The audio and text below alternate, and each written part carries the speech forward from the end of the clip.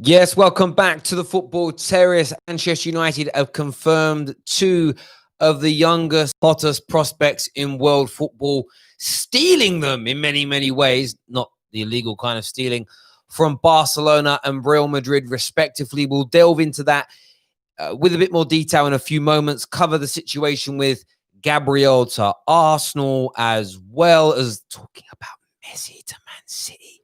I feel like we've got to whisper that. I feel it. If we say it too loudly, it might actually happen.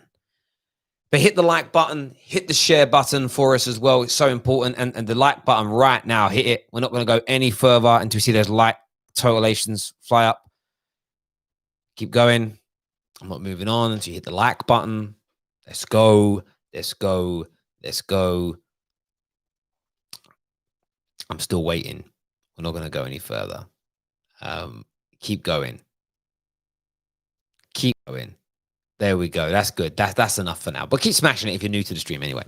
So let's talk about Manchester United. They've confirmed two of the youngest wonder kids on the planet in Marc Cuadrado and Alvaro Fernandez, who have joined from Barcelona and Real Madrid respectively. And I'm so excited about this news because these two young men are very well coveted. They're one of the two of the best young prospects to come out of Spain. There are numerous scouting reports on them. There are a number of clubs that tried to take the signature when they were looking up. Their deals were up with Barcelona and Real Madrid. A number of big clubs across Europe were interested in signing them. But the biggest reason that I'm excited about these two young men coming in is because, how do I say this? A few weeks ago, there were some Man United fans that were crying and bawling their eyes out because Bellingham didn't want to join Manchester United. And there was this notion of young players don't want to commit their futures to Manchester United. They don't see a path. They don't see a philosophy. You're talking about two highly skilled, highly technical players that have come through Barcelona and Real Madrid, and they want to come and ply their trade at Manchester United. There is a view that over the next 12 to 18 months, these two individuals could find themselves in and around the first team at Manchester United. So one, they have faith in the plan. Two, they have faith in Ollie. Three, they have faith in Manchester United. Yes, we wanted to land Bellingham. It didn't happen. But this weird notion that has been created in recent weeks that United can't attract young, talented individuals. The other notion that's been pushed for about 12 months that we're a Brexit club and we only want to go after young British talent is scandalous for this to be pushed. It truly, truly is. So these two young men joining Manchester United respectively, I think is wonderful, wonderful news. Are they players that are going to improve Manchester United by leaps and bounds from day one? No, that isn't going to be claimed. You never think that or say that about these kind of young players. But do they have the technical ability? Are they coveted enough sort of across football to grow up and be top level players? Absolutely, absolutely. They are. They really are. Going through them as individuals here. I just mentioned there. We'll go through Marc Cuadrado at the moment. Of course, born just mad. I feel so old. Man was born in 2004. He's great. Of course, his contract expired with Barcelona just a month or so ago. Right back position is where he plays, and Barcelona were desperate to keep him. I read a number of reports where they offered him all types of monies. They wanted to get him involved. They were talking about putting him into the Barcelona B team very, very soon. He has chosen to, at the age of 16, I think he turns 17 this season, to come to Manchester United and play and ply his trade here, which I think is very, very important indeed. And I'm excited to see what he has about himself. And of course, we'll see him in the academy, first of all, before moving towards the first team. But as I say, it's going to be very, very interesting indeed to see how he progresses and what he can do in relation to that.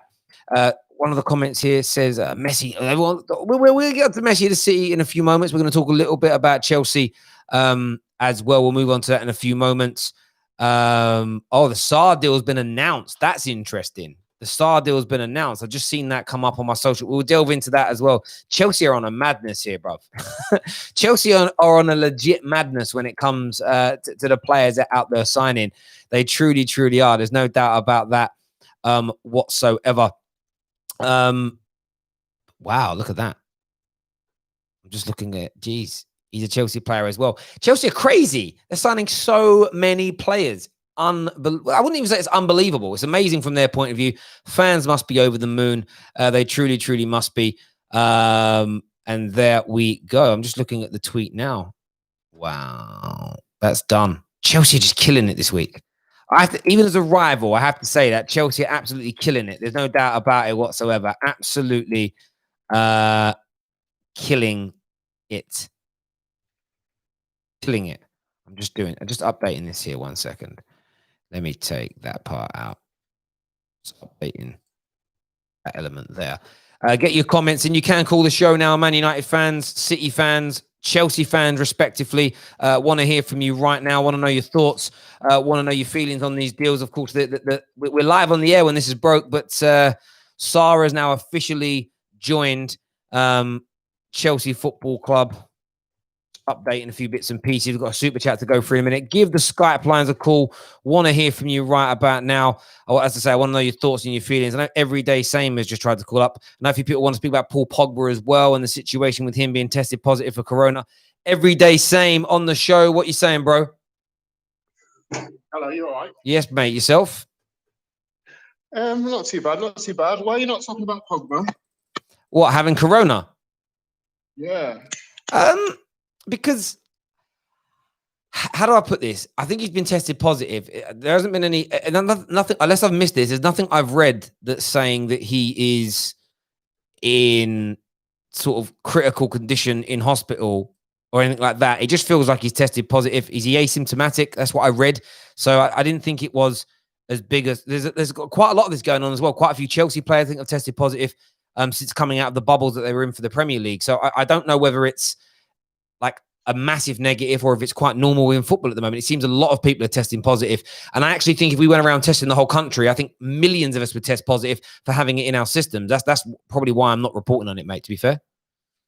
Oh, I thought you would because normally Man United fans would be like, oh, what's next? What's going to happen next? You might not be able to train. We've got the thing with AWB in Dubai and stuff like that. So it's kind of like, Well, the AWB element as an example. Again, I saw that yesterday and I was like, oh, why have we let him go there? And then you do a little bit of research and it's because he's been given an extended leave of absence from Manchester United. So for instantly, as soon as you know that he's been given an extended leave of absence from Manchester United, for me, it becomes a non-story. Does that make sense? It's almost a case of, well, if we know that he's allowed, if he's been allowed to go on holiday like he has, then I don't really feel like it needs report. Do you get where I'm coming from? I just feel sort of. I didn't know that. And that's exactly it. So I have stories in my mind that I want to do. And then when you get an update, you think, well, it's not like the moaning was, how dare we let him go away to another country? And then now he can't come back and train with Manchester United. But then, as I say, you do your research on it and you realize, well, that's because if he has to quarantine for 2 weeks, which may not be the case, even if he does, it isn't really going to be overly damaging for Manchester United. So that's my only reason. What do you make on the deal that Chelsea just announced of Sarr going to Chelsea? What's your opinions on that? You know what? See, I go on the YouTube and every day you've got a story about here we go this and Chelsea going to sign this and Chelsea going to sign that. And you know what? I've got to be honest. I don't click on any of the shows to watch. I just can't watch. Well, having said that, but let me just repeat that on Chelsea. Every single video I've done on Chelsea's transfer targets this summer, barring All Black, have all happened. So every deal, Kai Havertz, Silva, Chilwell, Mailing, every single one's happened. I'm not disputing that. I'm just saying it makes you sick as a United fan. I mean, it's not surprising. This is the team that got Kante for £32 million 5 or 6 years ago after about 3 days. And we're still the team that meanders to every deal that we do. So it doesn't surprise me how good they are, how crap we are. It's just not something I want to see. I understand. No, I understand that. What I would say about again, see, this is where the Kante deal is different. Kante had a buyout clause for 27 million pound. I think they bought him for. So again, it's one of those things where I would have loved to have signed him, but they didn't get a good deal on Kante because they've got the best negotiators in the world. A lot of people are like celebrating the fact that, oh, we got Chilwell for £50 million.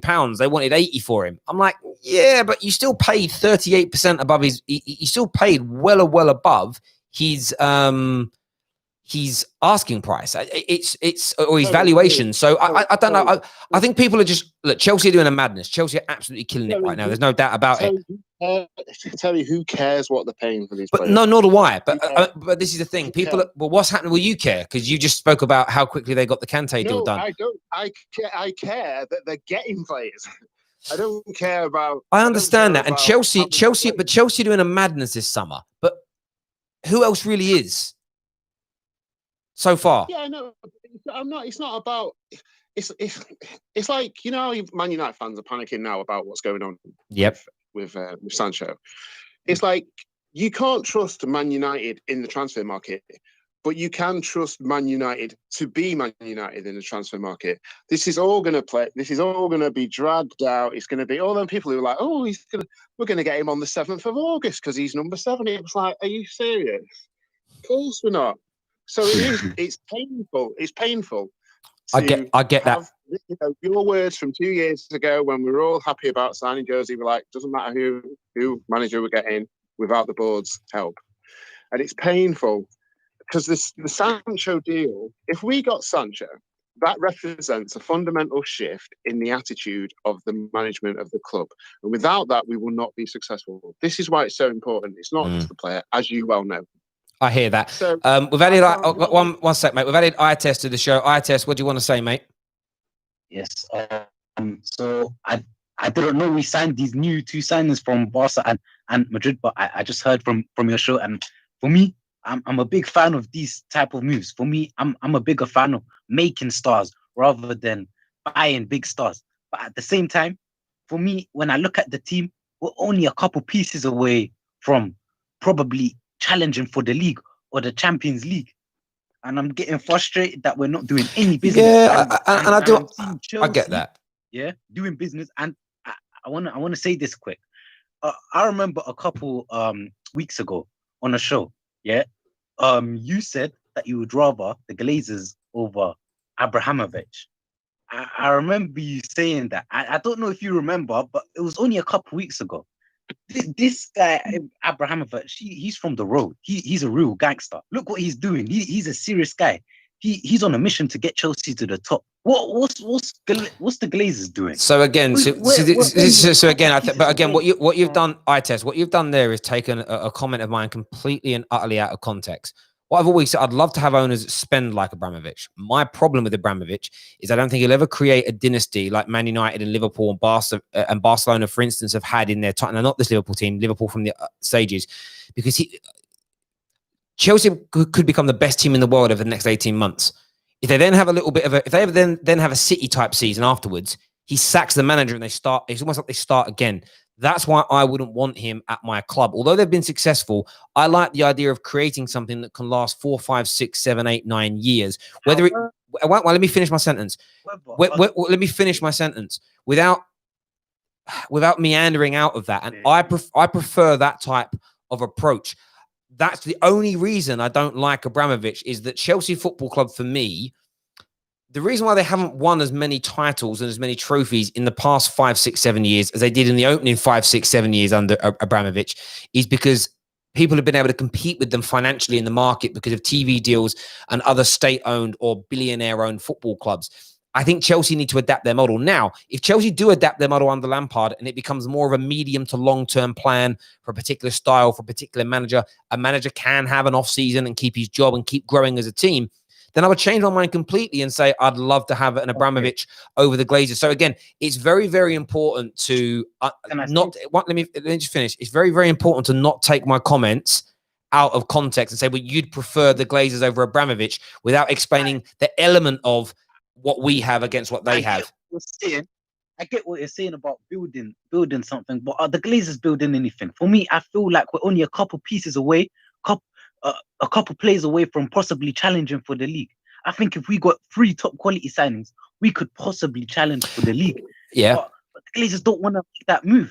And I understand that, and that's why a lot of people don't want the Glazers there and would prefer Abramovich, and everybody's entitled to have that opinion. What would frustrate me more, though, is to have a Ancelotti situation as a Chelsea fan, a Jose situation first time round as a Chelsea fan, where you're building something special and you knock it down based on what is perceived as a not so great. There was no reason to sack those managers when they did. Roberto Di Matteo is a different story. I don't think he was ever going to be good enough, hence why he's not gone on to do anything else at any other football club. That's always been my bugbear with Roman. And the reason I have it is I look at Frank Lampard and think, I think he's a really talented manager with a very bright future. He could be at Chelsea for the next 15 years and win more trophies for them in that time than any other manager in any other area they've been in, because they have the financial clout to do it. What Chelsea need to break past is this notion of, one, player power taking control and outing a manager. Secondly, that's done by the owners saying, you know what, Lampard, if you finish second this year, but there's improvement, we'll keep you in. You win the league next year, then the next season you come third, but we're still playing a good quality of football. We keep you in place. I think Chelsea have the ability to build something that's very, very long lasting and not so up and down. That's always been my issue, because they almost have everything you need at Chelsea, barring that small element. We've added Monstar to the show. Monstar, what do you make of what? Sorry, Monstar's. Sorry. Monstar, what do you want to say, my bro? I want to say, first of all, pray for the rivals. Pray for the rivals, man. But it's been great business, man. I can't complain. The only thing I would say, and this is to what you lot were talking about yesterday, is we have to be honest now. Lampard is under pressure. Whether we like it or not. If Chelsea don't perform, potentially we could see Lampard sacked. There is no more. The honeymoon period's over. Yes, Lampard's a legend, but Roman doesn't care about that. He sacked Ancelotti after the season. He won the Premier League and the FA Cup. He sacked Roberto Di Matteo, who is a Chelsea legend as well. Sacked him straight after winning the Champions League and the FA Cup as well. So the honeymoon period's over. It's time for Chelsea to perform. Lampard's got to win something, or he's got to go far. Do you know what I mean? But, mate, and do you know what you just said there? Sorry, so you can go in 1 sec every day. So I'm sorry, mate. And what you've just said there is almost a prelude to the reason why the one part of Roman that I don't like, and it's then what comes after that, because you're building this brilliant squad. Let's just say Lampard wins an FA Cup and comes second this season, and you keep him for the third year, and then he doesn't win the league and you sack him.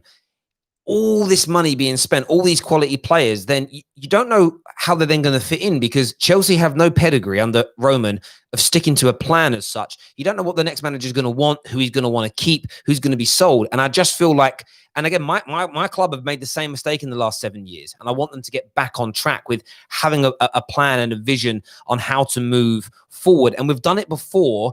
So there's because of course they came in when Fergie was there. There must be blueprints there to go back to a model similar, not letting a manager be in complete control, but having a philosophy that remained regardless of manager. But I think you're right. There is now pressure on Frank Lampard to perform because there's too many signings not to. Everyday Same, you were going to say something, mate. Sorry. Well, I think the two things I was going to say, one to your point, is that was one of the best arguments for having Ollie in, to not be this sacking club. And the second thing is, the only thing that Chelsea supporters have to worry about is the time it's going to take these players to gel. Because not only are they're playing together for the first time, but a lot of them are playing in this league for the first time. So, and that is going to take time. It's never, like Bruno Fernandes is like just this complete, is the anomaly. He's the exception that proves real. It just doesn't happen. You can't. This is the reason why teams don't buy this many players. I think that Chelsea may have a very sticky start for a bit of the season, and then maybe towards the end it will come on like a train. But the fans have to realise that. And what you two guys are saying is that Frank Lampard has got to do a certain amount. He's got to, he's got to do really well, or else he will lose his job. But I think that they must try and remember that it's going to take time for these players to join. I don't think we're going to have a sticky start. I think Brighton, is our first game Brighton. Remember you said that, bro. Wait. Brighton are eating. They're going to eat 4. Week 2, that team in week 2 who call themselves champions, loser pool, they're gonna hold a little slap and maybe a quick free. You know, we'll see. Don't worry, we'll see. So I just want to address one sec, guys. We've got some other callers. We're going to jump into in a minute. There's a comment here that says Terry is so wrong. Modern day football is about building squads, regardless of the manager. That's the job of the football director, bro. Again, you're taking out one key element of what I said out of context to try and push your point, and you're never going to get that to wash with an intelligent person like me or 95% of my viewers who are extremely intelligent, articulate people.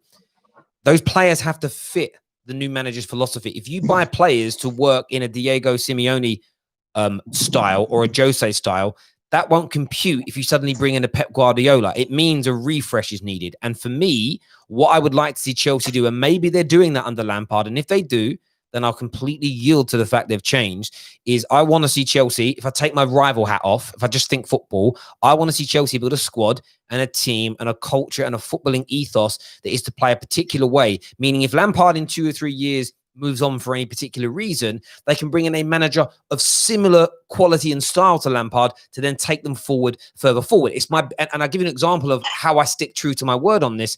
It's why I criticize the Jose Mourinho appointment at Tottenham, because I think you're undoing all that work for 5 years that Poch did, because you're now going to introduce a brand new style again, meaning there are multiple players in that squad that are not going to work for Jose Mourinho because they're of a different ilk. And I think that, for me, is where the football director has to be consistent. So you're actually proving my point there, my friend. You build a squad to fit the philosophy of a team. But if you look at what Chelsea have done for 15 years, is that philosophy changes with the manager, meaning it's hard to create consistency. They were more consistent in the early stages because they could blow everybody out the water financially. Now that people have caught them up, it hasn't been as easy. That's why if you look at how many titles Chelsea won in the first 5-6 years compared to the last 5 or 6 years, there's a big difference in terms of Premier Leagues as an example, which is the ultimate barometer of how good a team is. Sorry, we're going to jump onto O'Shea next. O'Shea, I want to ask you this question because you're a Liverpool fan. Chelsea fans are getting gas now, going to win the league, going to put 3 goals past you on the second day of the season. Are you worried about Chelsea now with another top signing? Can you hear me? Yes, bro. Yeah. You know what? I'm in 2 minds about it. Of course, I'm kind of like, wow, Chelsea are doing a madness. They're signing all these players. It's almost like a FIFA career mode. They're signing a good player or a world-class player for almost every position that they need. They needed. Bar obviously the goalkeeper, but the transfer window's not closed yet. But the flip side to that, and I feel like this is where a lot of fans, Chelsea fans and rival fans and neutral fans are getting a bit blindsided through the excitement of it all, is I've realized by watching the signings and the money that they've spent, I feel like Frank himself has a plan long term, but I feel like Abramovich is making these signings. And the reason why he's dropped this amount of money and signed these big names like Havertz, Ziyech, Werner, Chilwell, all these big names and good players is because he wants instant results. I don't think a leopard never changes its spots, in my opinion.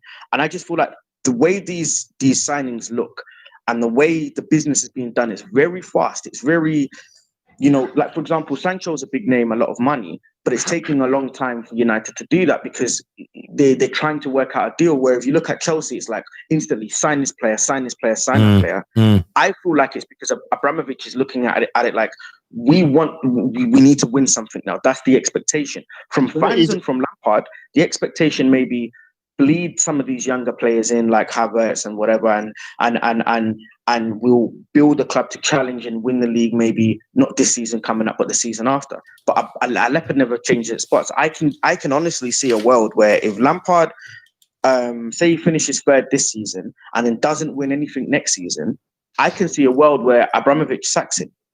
That's just my viewpoint on it. I don't know if that. But he's a billionaire. He's a billionaire that wasn't allowed to play with his toy for a year. So now he's going crazy and buying the whole toy shop.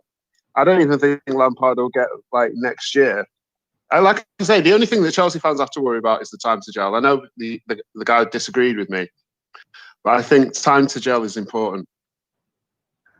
Yeah, but I don't know if Abramovich, that may be Lampard's plan, but I don't know if Abramovich is seeing it that way. He wants these signings. This is why he signed. Totally. Say that again. Totally. Can I add on this? Can I have like a different type of view about this whole thing? Yes, sir. For me, I'm amazed that a club that won 1 Premier League title since the beginning of it would tell Abramovich who won 5 in the last 15 how to make a successful club. You guys need to calm down. You won one Premier League, and now you're giving it like But you're the best Premier League team. Club, though.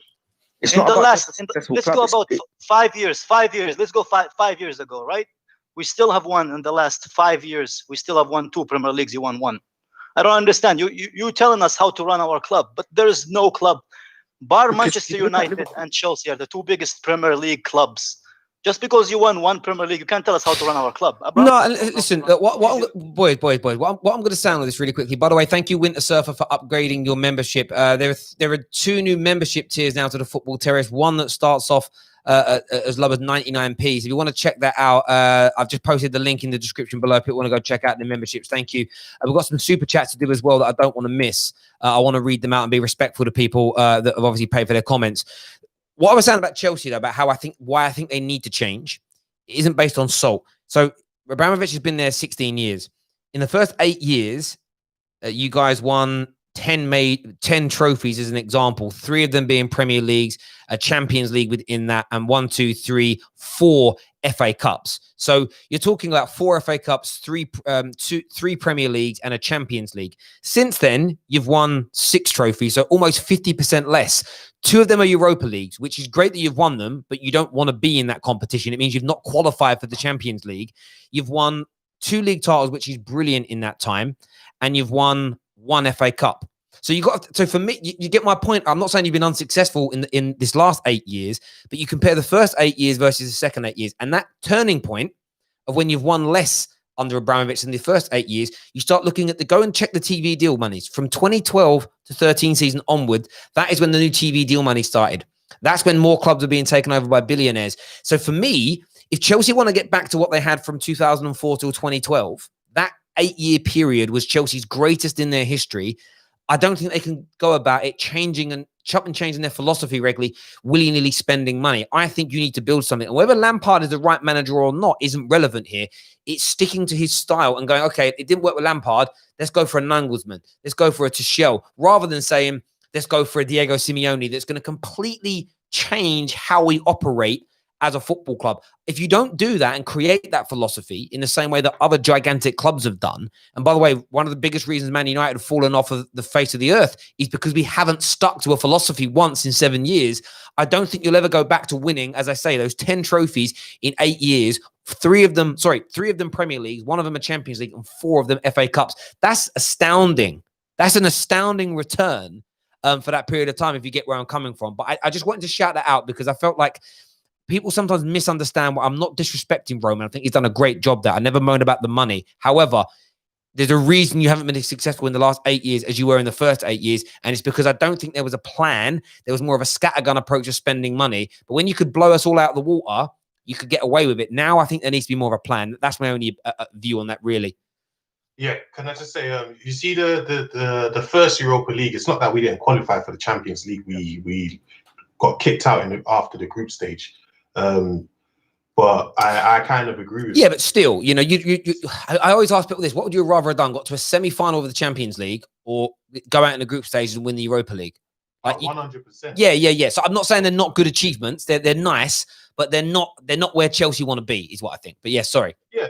You're right. I think, we do want to win, more Premier Leagues. We do want to win another Champions League. And I think you're right. Say, I don't want this to happen, but say Lampard does get sacked. I think you're right in saying we need to go for a coach with a similar philosophy rather than going backwards and going for a Simeone or even Antonio Conte. That's what we're trying to do, Look at the average age now compared to what we used to do, like you mentioned 8 to 10 years ago.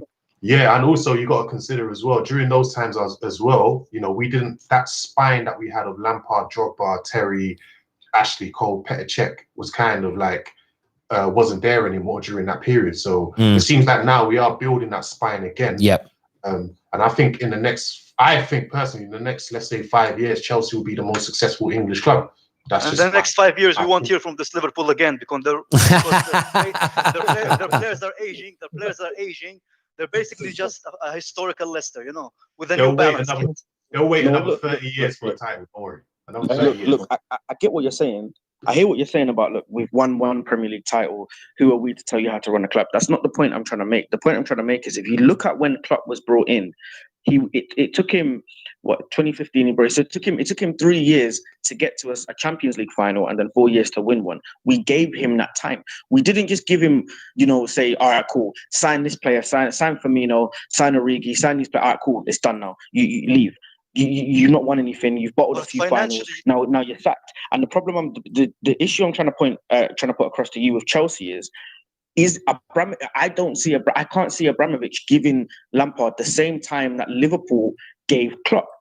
Do you get where I'm coming from? I get we've only won one. And that's and do you know what? No one can answer that. In Liverpool, before Klopp, there were no standards. They used to finish 7th. They barely got Champions Leagues. So for them, Klopp is something above. Abramovich is used to winning. You need to take. No, and I do get that with Abramovich, but this is the point. This just goes back to the original point that I don't know why I jumped off. I wasn't overly shouting down his throat. I just don't like my points being taken out of context. This is my point. If Abramovich does give Lampard time, if he does change his approach slightly to create a better longer term success, and we're starting to see that a bit more now. People are giving a bit more time. Like there's one of the reasons why I want Ollie to become a success isn't even me as a United fan. The reason I want that to happen is because it will set a precedent that, you know what, we shouldn't just sack a manager because he's having a couple of bad months. It's a case of let's stick with him and let him push through it and show the team that he's in charge. I think one of the biggest bugbears all of us have had as football fans is player power. And how you overcome player power is by putting your faith in a manager. And Spurs did it for a long time with Poch. If Poch stuck someone in the stands because they didn't want to have a new deal, he was given complete autonomy and given control to do that. No matter what Klopp does, he's in control. Pep is in control. And I want to see Lampard given that. I think for me, setting those precedents where managers are in control, as long as they're behaving correctly, is so important. I think that football always goes in cycles. And we've gone through a long period now or a fair period of time where managers are chopped and changed really quickly. We could now be about to enter another era where managers are given time. And by the way, forget the Wengers and the Fergies at their 25 plus years. They were always anomalies. Long-term always used to be in management between 6 and 8 years. It never was 25 years, but equally it'll be sticking to a philosophy. And I think name me other managers in the Premier League at top clubs that have done more than 4 or 5 years that you can really remember in Premier League history outside of Wenger and Fergie. You could probably look at maybe Rafa, maybe not. He wasn't there as long as that. I can't quite remember, but there aren't very many. But then how many of those teams were actually successful for a period of time? Or did they just have flash in the pan seasons? Barring Chelsea when you had that money at the beginning, because when you first got your money, it was such an advantage. I mean, you guys dropped what would nowadays be the equivalent of 120 million pounds on Sean Wright-Phillips and 105 million pounds on Scott Parker. Like, you had that much, to put it into modern day terms, that's how much money you had compared to everybody else. But that's an interesting one for me. Yeah, but can I add something, Terry? But look at the standards of those clubs you're talking about, right? Like United won 13 Premier League titles. So with the Sir Alex, so they have to give him that trust. But when you have managers who come into Chelsea and the managers before them won silverware, you're going to be like, this squad is good enough to win something, so I'm gonna give someone else the job who can do it with the resources that we already have. You know what I mean? So they know that. But now Chelsea finally realized, look, our team is not good enough, and we need a rebuilding job. Maybe it took Hazard to leave because Hazard was carrying Chelsea for so long now that the board realized that yes, we do need to put money into the squad. This squad is not good enough. We can't just rely on the same squad. We need to build something new, and that's where I think you're right, because times have moved on and teams are building long-term projects. And that's why I think if you look at the average age now for the Chelsea recruitment players, bar Ziyech is basically 24, I think, the average. So Chelsea are trying to move on with the ages. But at the same time, you cannot tell me that, oh yeah, Liverpool are given time. Liverpool are given Klopp time because before him, they finished 7th. And with him, his first season, they finished 8th. So the standard was the bar was low before he came. And he got them higher, so they gave him more time. It's not the same thing with Chelsea. That's what people need to realize. You know what I mean? No, you're right. You're right. In what you're saying. Imagine if a manager finished 8th at United after United won that many Premier League titles. That's the best they finished in 30 years. You know what I mean? You're right. You're right in what you're saying. Yeah, I get where you're coming from. I look, I'm not disputing that. Liverpool, the position Liverpool were in when we signed Klopp is different. You guys are used to winning all these titles, and Liverpool were in a very bad position, and the expectation was the goal was just rebuild the club and get us back to a place where we can start challenging for things. I get that, you're right, but regardless of the position of Chelsea and Liverpool, that should be the format for manager for owners now, is give a manager time. That's a very entitled way to, what you said before is a very entitled and sort of, I'm not like insulting you in this, but a very spoiled way of looking at it of, well, we're used to winning things, so if we don't win something this season, you're getting sacked and we'll bring somebody in. That isn't, and regardless whether that format has worked over the years, it isn't a good or healthy way to look at the club, because eventually when that format does stop working, it will feel terrible. If you instill a format of, forget the fact that we're Chelsea, forget the fact that we're used to winning, and let's just get a manager, rebuild the club, and then go with a system and give him time, give him several years, let give that club time, and let's build something. Let's win several trophies. Let's try and go for retaining things. Let's build an era. Then you'll see how the clubs change, bro. I get where you're coming from. If you're used to winning things, then you're gonna want it instantly. But when that format stops working, which it kind of has for Chelsea over the past couple of years, you get where I'm coming from. Like you should be playing. I understand. Yeah, well, and I think, but I think Kai's right. I think Kai knows the system's got to change. Remember, they won 3 Premier League trophies in the first 5 years. Well, actually, no, first 6 years under Roman Abramovich as an example, and they've won 2 since. There was 5 years between when they won those first 3. There were then 5 seasons they then waited to win another one between 2010 and 2015. And then it was another 2 seasons for 20. We're about to go into the 4th season again. Chelsea don't want to be winning titles. They don't want it to spread longer than that. They don't want it to be 5, 6, 7 years in between titles, not with the hundreds of millions of pounds they've dropped. And that's my whole point about wasting money.